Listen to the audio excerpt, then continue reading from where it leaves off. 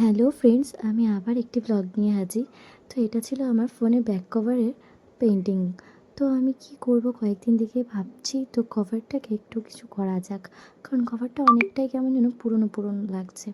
তো আমিও সেরকমভাবে বসে পড়লাম, আর এত সুন্দর রোদের দুপুরে যখন ঘুম আসতে চায় না, তখন এসব টুকটাক কাজগুলো করলে কিন্তু সময়টা বেশ ভালোভাবেই কেটে যায়।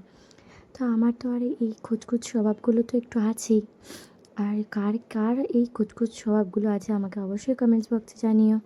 আর কে কোথা থেকে দেখছো অবশ্যই কমেন্টস করে জানিও। আর পেইন্টিংটা কেমন লাগলো সেটাও কিন্তু কমেন্টস করে জানিও।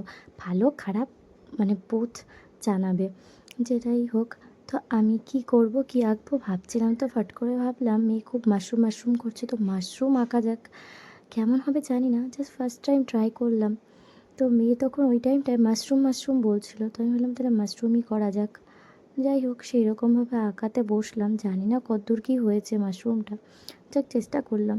যাই হোক, কভারটা কিন্তু নতুন হয়ে যায়, কী বলো? আমার তো বেশ ভালোই লাগে এরকম খুচখুচ করে যখন কোনো কিছুর ওপর কালার করতে। তো আমিও সেই রকমভাবে প্রথমে হোয়াইট কালার করতে গিয়েছিলাম, তারপর সেটাকে আবার রেড কালার করে দিলাম। ভাবলাম হোয়াইটটা বেশ একটা ফুটছে না, তো রেড কালার করা যাক। তো রেড কালার করে দেখলাম বেশ ভালোই লাগছে। আর আমার জানো তো আর্ট শেখা হয়নি কোনো দিনও ছোটো থেকে, কিন্তু যেটুকু করি আমি নিজের ইচ্ছাতেই করি। আমার বেশ ভালো লাগে এই জিনিসগুলো করতে। ভালো মন্দ সেটা তো পরে, নিজের ইচ্ছায় যখন করি তখন খারাপ হলেও মনে হয় যে না, বেশ ভালোই হয়েছে। নিজের ওপর সান্ত্বনা দিই, আর কিছুই না। যাই হোক, তোমরা কিন্তু অবশ্যই জানিও এই মানে এটা কেমন হয়েছে।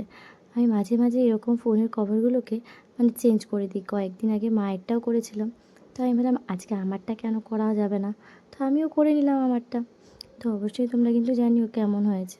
তো দেখা হচ্ছে তোমাদের সাথে নেক্সট ব্লগে। ভালো থেকো সবাই।